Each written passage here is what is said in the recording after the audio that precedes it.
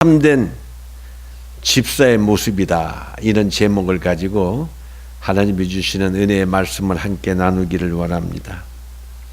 한 신학자는 오늘날 그 무기력한 교회의 모습을 축구 경기에 비유한 적이 있습니다. 오늘 슈퍼볼을 하는 날이라면요.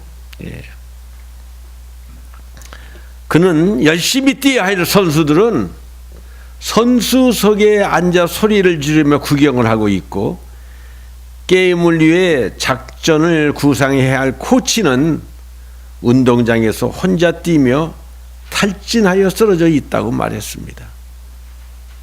즉 예배나 모임에 참석한 성도들은 다 구경꾼이 되고, 목회자는 너무 많은 사역에 시달려 지쳐있는 모습이 오늘날 교회의 현실이라는 것입니다.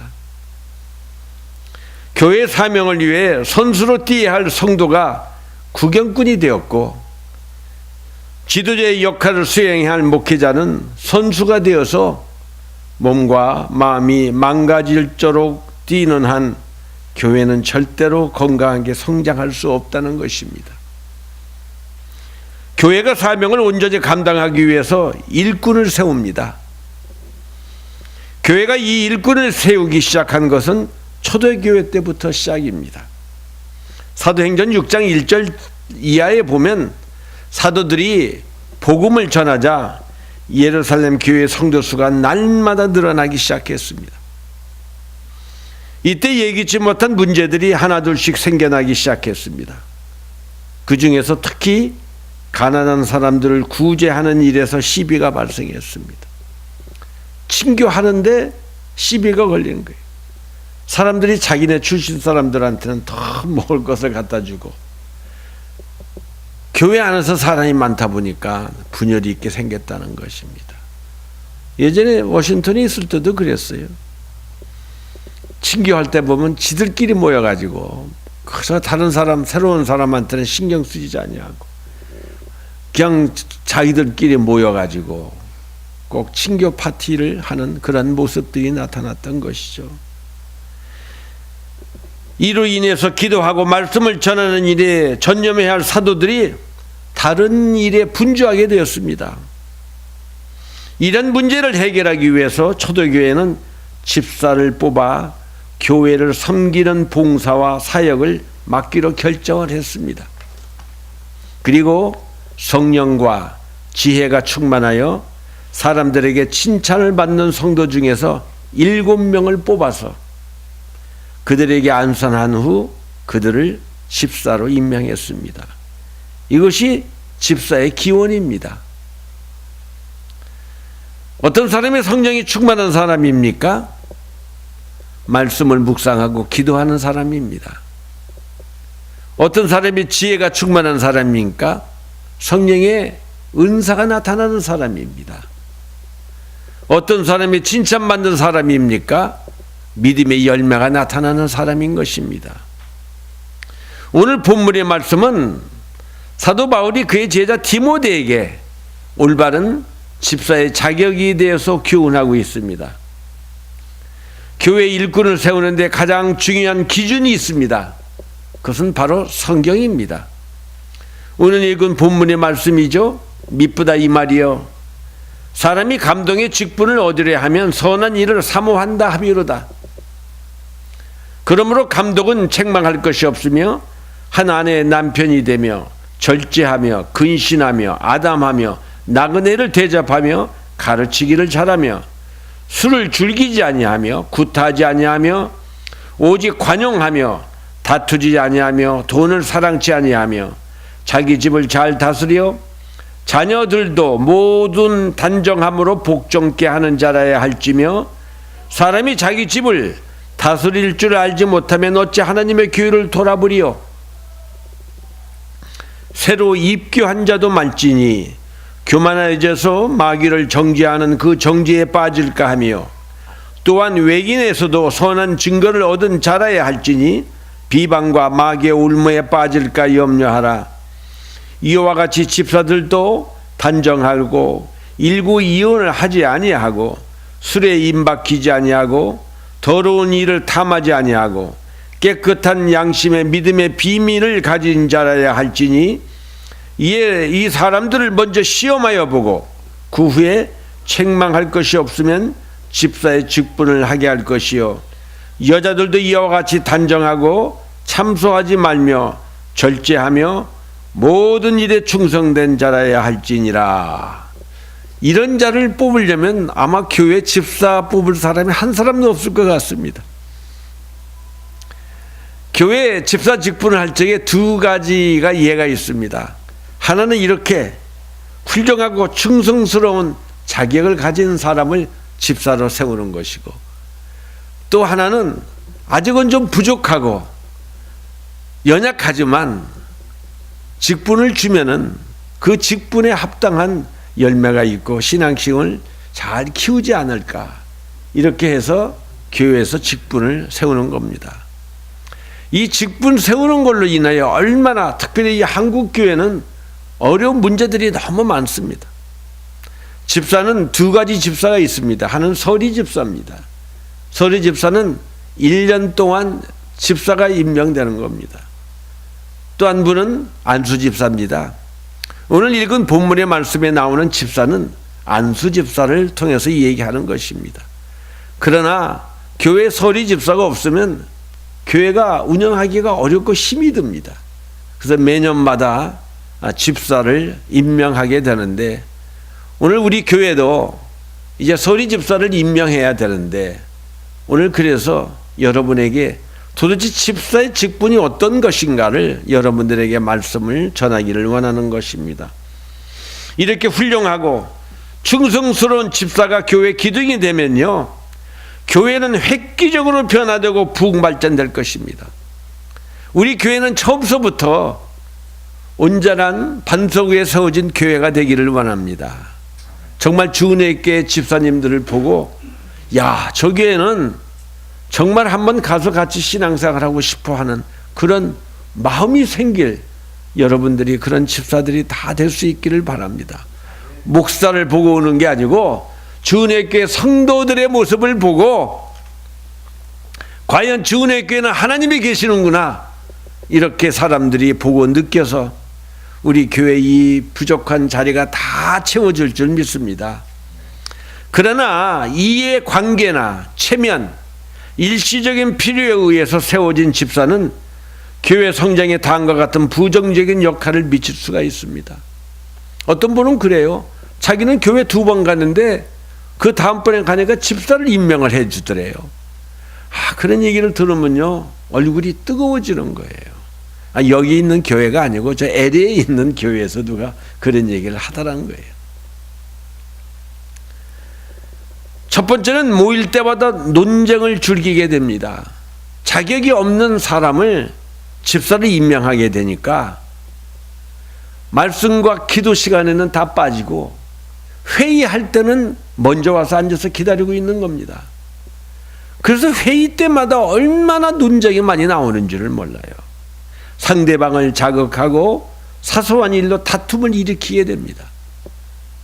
또 자신이 항상 관심의 중심이 되어야 되기를 원합니다. 그렇게 되지 못할 경우에 항상 문제를 일으킵니다. 세 번째는 목회자가 다른 교인들에게 관심 갖는 것을 질투합니다. 목회자가 가장 신경 써야 될 사람이 어떤 사람이에요? 온 지 얼마 안 된 사람이에요. 그런 사람은 어려운 입장이거든요. 그러니까 목사님이나 사모님이 포커스가 어떻게 되게 되었어요? 온 지 얼마 안 된 사람, 교회 세틀에서 잘 살 수 있도록 어떻게 해요? 거기 자꾸 신경을 쓰는 것입니다. 또 몸이 아프고 어려우면 그 가정에 더욱더 사랑을 쏟게끔 돼 있는 것입니다. 그런데 그 꼴을 못 보는 겁니다. 그래서 질투하게 되고, 그게 심하면 교회를 떠나게 됩니다. 그 다음에 책임을 회피하기 위해서 또는 자신에게 좋은 인상을 주기 위해서 습관적으로 거짓말을 너무 많이 하는 것입니다. 또 남의 말을 뒤에서 하기를 즐기고, 이따금씩 충성된 집사나 정직한 목회자, 교회에 치명타를 입힙니다. 그렇다면 교회 성장을 위해 충성된 집사의 모습은 어떤 것입니까? 여러분에게 짤막짤막하게 5가지를 말씀드리겠습니다. 첫째, 담임 목회자의 목회 철학을 따르는 사람을 집사로 세워야 합니다. 빌립보서 2장 2절에 보면 마음을 같이하여 같은 사랑을 가지고 뜻을 합하여 한 마음을 품으라는 말씀이 있습니다. 처음부터 담임 목회자가 품는 목회 철학과 비전에 반대하는 사람을 집사로 세우게 되면 교회 안에 항상 부정적인 세력이 형성되고 교회의 분위기가 밝지 못하고 이로 인해서 교회에 분열을 가져오게 됩니다. 우리 주위의 큰 교회들 한번 보세요. 왜 은혜와 성령이 충만하면 하나가 되지 못하고 왜 교회가 그렇게 핵폭탄같이 분열을 하는 겁니까? 분열하고 나서 또 분열된 교회가 다시 또 분열하게 되고 이로 인해서 교회는 자꾸 생깁니다만 우리 예수님은 어떻게 생각할지 모르겠습니다. 그러므로 생각과 마음이 항상 열려 있어서 동일한 목회 철학과 목회 의식을 품고 있는 사람을 집사로 세워야만 되는 것입니다. 두 번째, 교회의 영적 권위에 순종해야 하는 것입니다. 고린도후서 1장 20절에 보면 하나님의 약속은 얼마든지 그리스도 안에서 예가 되니 그런즉 그로 말미암아 우리가 아멘하여 하나님께 영광을 돌리게 되느니라. 순종이 제사보다 낫다고 하는 말씀이 있지 않습니까? 건강한 교회는 하나님께서 교회 안에 세우신 영적인 권위에 대해 모든 성도가 예 아니면 아멘으로 순종하는 분위기가 되어야 됩니다. 노면하면 안 된다는 것입니다. 이건 독재가 아닙니다. 영적인 질서가 있어야만 되는 것입니다. 교회 안에는 여러 부서가 있습니다. 그리고 책임을 가지고 일을 해야 할 부서장이 있습니다. 성도들이 부서장의 영적 권위를 인정해 주지 않으면 교회는 모든 질서가 다 무너집니다. 이것이 바로 마귀의 역사인 것입니다. 내 마음에 좀 들지 않아. 나보다 학벌이 세상적인 지위가 좀 모자라. 그래도 은혜를 입은 사람들은 그분들을 인정하고 순종하며 함께 도울 때 하나님께서는 나중된 자를 들어서 처음 된 자보다 더 크게 쓰신다는 것입니다. 하나님이 찾고 계시는 자는 은그릇단입니다. 금그릇단입니다. 보잘것없는 질그릇이라도 깨끗한 자를 들어서 사용하시기를 우리 하나님은 기뻐하신다는 것입니다. 세 번째, 집사는 반드시 목회자를 위해서 기도해야 합니다. 데살로니가전서 5장 25절에 보면 형제들아 우리를 위하여 기도해 달라고 부탁합니다. 사도 바울은 남들을 가르치고 성결한 생활을 할 수 있는 성령이 충만한 능력을 소유한 자입니다. 그런데도 불신자들의 핍박을 이길 수 있도록 기도해 달라는 겁니다.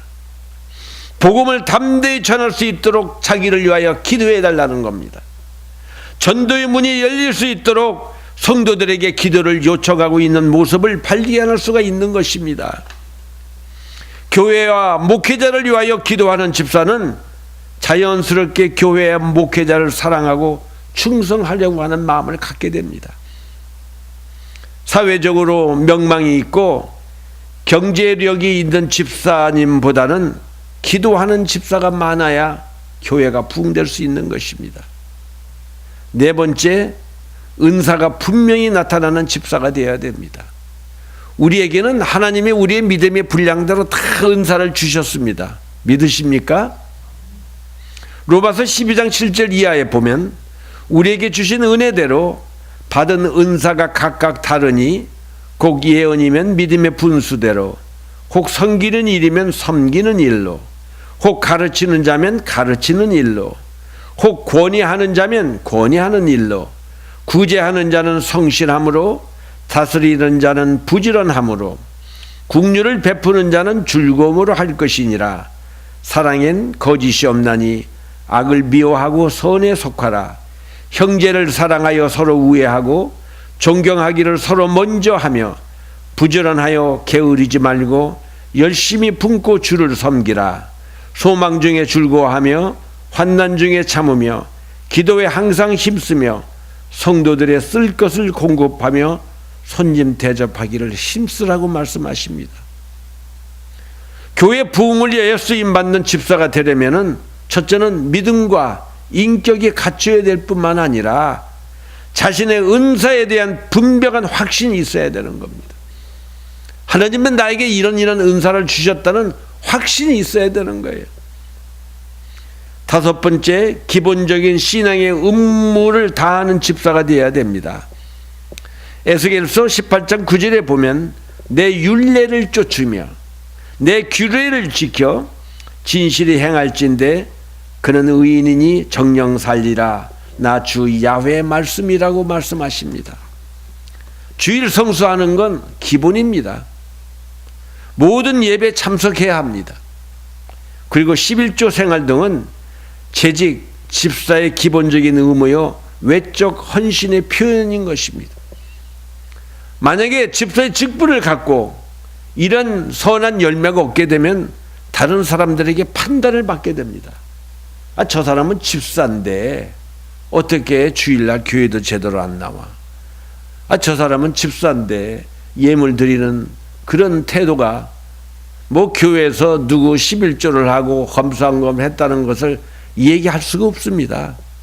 재정부는 거기에 대해서 목사님 외에는 그런 것을 개인들에게 절대 알리지 않습니다. 디엔더브 이어 되면은 텍스 리턴을 하기 위해서 여러분이 1년 동안 하나님 앞에 헌금한 액수는 우리는 알려드립니다. 그러나 교회 안에서 누가 어떻게 헌금을 했다고 하는 얘기는 우리가 입 밖에 낼 수 있는 일이 아닌 것입니다. 그러나 집사는 이런 기본적인 것은 행해야만 된다는 것입니다.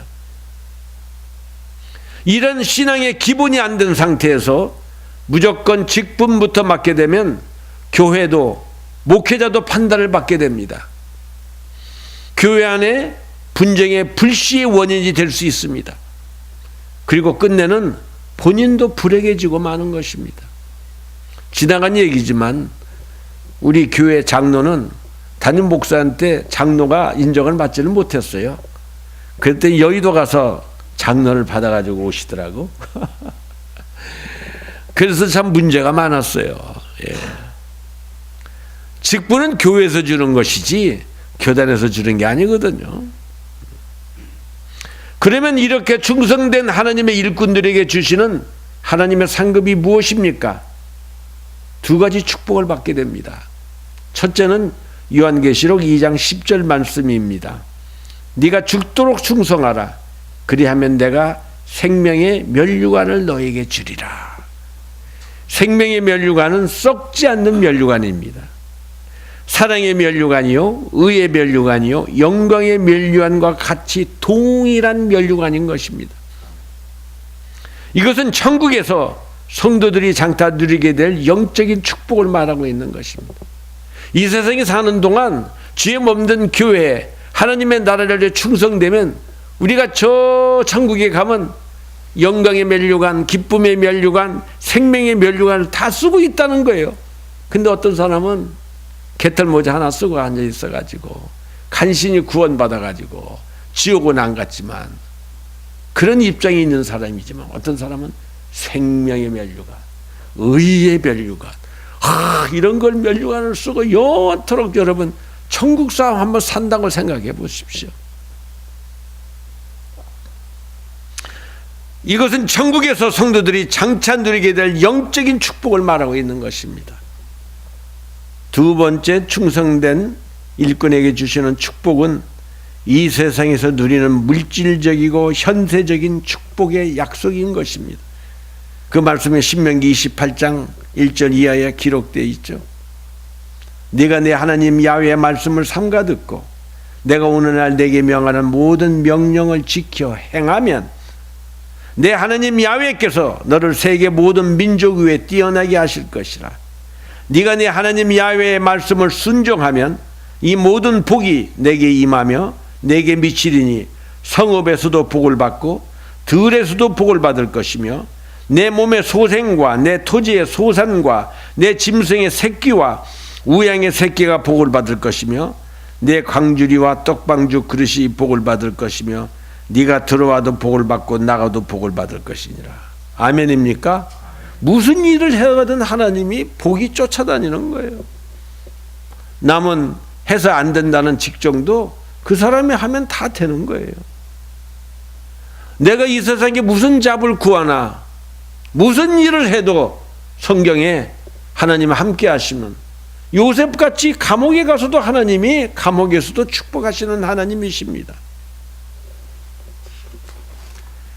우리 모두는 청직입니다. 다시 말하면 몸과 시간과 물질과 재능과 지혜, 직장, 지위 등 모두 하나님이 우리에게 맡겨주신 거예요. 믿으십니까? 우리가 호흡이 떠나면 그때는 다 놓고 가는 것입니다. 하나님으로부터 착하고 충성된 종이라 칭찬 듣는 자가 되려면 반드시 종은 하나님의 뜻대로 행해야 되는 거죠. 종이 지 의가 너무 강해.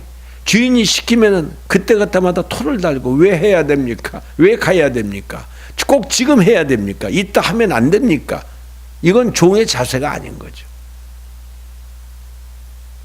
자기 뜻대로 행하지 않고 오직 하나님의 뜻대로 행하는 것이 착한 종인 것입니다. 예수님은 하나님의 뜻을 이루시기 위해서 이 세상에 오셔서 일평생 하나님의 뜻대로만 사신 분이십니다. 그리고 하나님의 뜻을 이루기 위해서 예수님은 십자가를 지셨습니다. 요한복음 6장 38절 이하에 보면 내가 하늘에서 내려온 것은 내 뜻을 행하려 함이 아니요 나를 보내신 이의 뜻을 행하려 함이니라. 나를 보내신 이의 뜻은 내게 주신 자 중에 내가 하나도 잃어버리지 아니하고 마지막 날에 다시 살리는 이것이니라. 내 아버지의 뜻은 아들을 보고 믿는 자마다 영생을 얻는 이것이니 마지막 날에 내가 이를 다시 살리리라 하시니라. 또 마태복음 26장 39절에 보면 예수님께서 마지막 날 겟셋마네 동산에서 조금 나아가서 얼굴을 땅에 대시고 엎드려 기도하여 이르시되 내 아버지여 만일 할 만한 하시거든 이 잔을 내게서 지나가게 하옵소서. 그러나 나의 원대로 마시옵고 아버지 원대로 하옵소서. 십자가를 진다는 게 얼마나 두렵고 무서웠겠어요. 우리 예수님도 피하고 싶으셨어요. 아버지 이 잔을 피할 수만 있다면, 십자가를 지는 것을 피할 수만 있다면, 우리 예수님도 이렇게 인간이다 보니 아버지 앞에 간청했지만 그러나 내 뜻대로 마시고 아버지 뜻대로 행하여 달라고 기도하십니다. 우리가 얼마나 하나님의 일을 열심히 하고 또 많이 하는 것보다는 우리가 얼마나 하나님의 뜻대로 행하며 사느냐가 더 중요한 것입니다. 마태복음 7장 21절에 보면 예수님께서 나더러 주여 주여 하는 자마다 다 천국에 들어갈 것이 아니요 다만 하늘에 계신 내 아버지 뜻대로 행하는 자라야 들어가리라. 그날에 많은 사람이 나더러 이르되 주여 주여 우리가 주의 이름으로 선지자 노릇하며 주의 이름으로 귀신을 쫓아내며 주의 이름으로 많은 권능을 행하지 아니하였나이까 하리니 그때 내가 그들에게 밝히 말하되 내가 너희를 도무지 알지 못하니 불법을 행하는 자들아 내게서 떠나가라 하리라. 무서운 말씀입니다. 그럼 우리가 하나님 앞에서 착하고 충성된 종이 되려면은 오직 하나님의 뜻대로 행하여만 되는 것입니다. 왜냐하면 하나님의 뜻대로 행하는 자라야 천국에 들어갈 수 있기 때문인 것입니다. 우리를 향한 하나님의 뜻은 무엇입니까? 첫째는 거룩하게 사는 겁니다. 정직하게 사는 것입니다.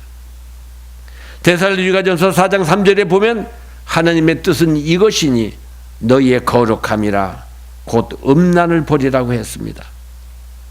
그래서 이 가정이 얼마나 중요한지 모릅니다. 부부가 서로 사랑하는 것이 얼마나 하나님의 보시기에 아름다운 건지 모릅니다. 그러므로 우리가 하나님의 일을 많이 하는 것도 좋지만 더 중요한 것은 우리가 거룩하게 사는 것입니다. 다시 말해서 선지자의 일을 하고 귀신을 쫓아내고 또 아무리 많은 권능을 행했다 할지라도 결단코 우리가 거룩하게 살지 않으면 안 된다는 것을 우리에게 말씀하고 있는 것입니다. 하나님을 믿는 사람들이 거룩하게 살지 못하면 많은 사람들을 실망시키게 됩니다. 그리고 하나님의 영광을 가리게 되는 것입니다. 그러므로 주님은 거룩하게 살지 아니한 사람들에게 내가 너희를 도무지 알지 못하니 불법을 행하는 자들아 내게서 떠나가라고 엄히 말씀하시는 것입니다. 두 번째는 교회 사명에 충성해야 하는 것입니다. 교회 사명이 무엇입니까? 땅끝까지 복음을 전하는 것이 하나님이 우리에게 주신 사명인 것입니다. 이것은 주님의 명령입니다. 마가복음 16장 15절에 보면 너희는 온 천하에 다니며 만민에게 복음을 전파하라고 그랬어요. 너희는 어디서 뭘 하든 간에 부자가 되라고 얘기한 적 없으세요. 큰 명예를 얻고 지위를 얻으라는 얘기 한 적이 없으셨어요. 있는 것에 족한 줄로 알라고 말씀하십니다. 마태복음 28장 18절 이하에 보면 예수께서 나와 말씀하여 이르시되 하늘과 땅의 모든 권세를 내게 주셨으니 그러므로 너희는 가서 모든 민족을 제자로 삼아 아버지와 아들과 성령의 이름으로 세례를 베풀고 내가 너에게 분부한 모든 것을 가르쳐 지키게 하라. 볼지어다 내가 세상 끝날까지 너희와 항상 함께 있으리라 하시니라. 우리가 이 미국 땅에 와서 얼마나 돈을 많이 벌어서 얼마나 많은 재산을 가느냐가 중요한 게 아니에요. 내가 기쁨으로 섬길 수 있고 내 신앙을 할 수 있는 교회가 있는 것이 최고의 행복입니다. 아멘입니까? 아멘. 여러분이 그 나라와 그 일을 구한다는 것이 무엇입니까? 내 영적인 내가 정말 하나님의 은혜 가운데 내 영혼이 잘 되는 길이 먼저 우선이라는 것입니다.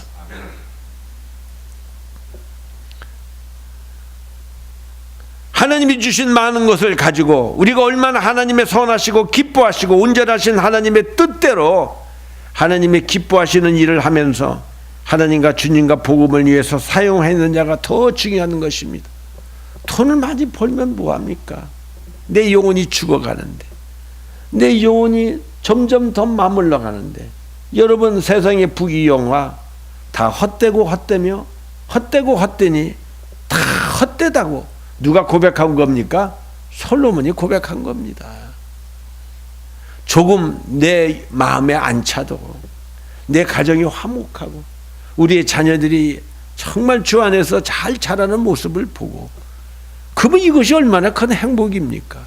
이걸 다 망가쳐버리고 내 뜻대로 내 욕심대로 내가 하고자 싶은 대로 다른 주로 이주를 한다든가 새로운 잡을 구한다든가 돈의 욕심이 되어가지고 주일 성수도 제대로 못하면서 열심히 일한들 그것이 우리에게 무슨 유익이 되겠냐는 것입니다. 아무리 예수를 잘 믿는 사람이라도 자신의 자녀까지 저절로 하나님의 자녀가 되는 거 아닙니다. 따라서 하나님의 뜻대로 행하는 자라야 하나님의 가족이 된다는 사실을 꼭 명심하시기를 바랍니다. 마가복음 3장 31절에 보면 그때 예수의 어머니와 동생들이 와서 밖에 서서 사람을 보내어 예수를 부르니 무리가 예수를 둘러앉았다가 여짜오되 보소서 당신의 어머니와 동생들과 누이들이 밖에서 찾나이다. 대답하시되 누가 내 어머니며 동생들이냐 하시고 둘러앉은 들을 보시며 이르시되 내 어머니와 내 동생들을 보라. 누구든지 하나님의 뜻대로 행하는 자가 내 형제요 자매요 어머니라고 예수님이 말씀하셨어요. 이와 같이 하나님의 뜻대로 행하는 자라야 주님과 함께 가족이 될 수 있는 것입니다. 지난 한 주도 우리가 한 주에 여러 번을 봤어요. 수요일 날도 또 보고 금요일 날도 또 보고 주일 날도 또 보고 어느 형제가 서로 일주일에 3번씩 보는 형제가 어디 있습니까? 혈육보다도 더 강한 거. 예수님 하신 말씀이에요. 누가 우리 형제예요? 혈육의 형제가 아니고 믿음의 형제가 진정한 우리의 형제인 것입니다. 아멘입니까? 두 번째, 하나님으로부터 칭찬받는 종이 되려면은 하나님을 기쁘시게 하는 일에 최선을 다해야 한다는 것입니다. 미국의 지미 카터 대통령은 퇴임 후에 더 유명한 대통령이 되었습니다. 그는 고향인 조지아로 돌아온 후 예전과 같이 주일학교 교사를 하면서 한 달에 한 번씩 자원봉사자로 자기 아내 로살린 여사와 함께 교회를 청소한다는 것이 소문이 났어요. 그랬더니 사람들이 카터가 어떻게 청소를 하는지, 주일학교는 어떻게 가르치는지, 매주마다 구경 오는 관광객이 교인의 수보다 더 많을 때가 있다고 합니다. 아무리 바빠도 하나님이 기뻐하시는 일에 최선을 다할 때 하나님 앞에 칭찬받는 착하고 충성된 종이 될 수가 있는 것입니다. 3세기 수도원 운동의 창시자인 성 안토니오의 어릴 적의 일화입니다. 어느 겨울이었습니다. 하루는 문 밖에서 거지가 떨고 있었습니다. 내가 아버지께 가서 당신에게 따뜻한 옷을 드리라고 부탁해 볼까요? 거지가 대답합니다. 날씨가 추운 건 사실이지만 나는 옷을 구걸하러 오지 않았습니다. 그러면 따뜻한 음식을 대접해 드리겠습니다. 음식을 구걸하러 문을 두드린 것도 아닙니다. 그러면 왜 우리 집 문을 두드리셨어요? 안토니오가 묻자 거지가 이렇게 말합니다. 나는 당신의 심장을 달라고 부탁하러 왔습니다. 안토니오는 깜짝 놀라서 뒤로 물러났습니다. 제 심장을 드리면 나는 죽을 거예요. 그러자 거지는 어깨에 메고 있던 자리를 내려서 몇 개 심장을 꺼내 보셨습니다. 이것은 사도 바울의 심장이고 이것은 막달라 마리아의 심장입니다. 나에게 심장을 준 사람들은 죽기는커녕 오히려 영원히 살고 있습니다. 안토니오 앞에 서 있던 거지는 다름 아닌 우리 예수님이셨습니다. 왜 하나님은 안토니오에게 심장을 요구하셨을까요? 아무쪼록 우리 모두 주님을 이렇게 사랑하는 마음으로 충만하여 언제나 하나님의 뜻대로 살고 하나님의 기뻐하시는 일에 최선을 다해 착하고 충성된 종이 다 될 수 있기를 예수님의 이름으로 축원합니다. 우리 오늘 찬송가 94장 이 찬양 드리며 주님 앞에 우리의 마음을 드리고 우리 함께 포도주와 떡을 떼는 성찬 대기 전에 우리 함께 기도하는 시간